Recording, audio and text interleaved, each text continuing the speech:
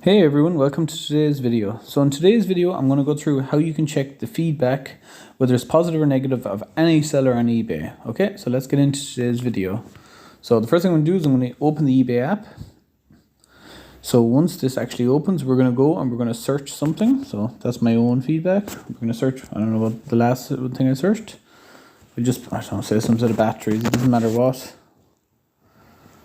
Okay. So we're going to just go down here and randomly pick one. So we'll say this guy from Italy. So once we open the ad, we're going to scroll down. So you can see his name there, or you can go down here and you can see the seller itself. I like to click on the seller itself. It gives you a little bit better idea. So once there, it should open. It's a bit slow it is. It says the seller is away. So we're going to go to feedback. So we're going to click on the feedback for the seller. So we can see in the last 12 months, they've had 1,400 positive, 8 neutral and 5 negative. If we want to go in and read, for example, the negative to see what it is, probably in Italian, I'm just thinking. Yeah, so it's all in Italian. I have no idea what it says. But you can see that. If you want to go back, just click the back button and you can check the neutral feedback. Again, it's probably in Italian.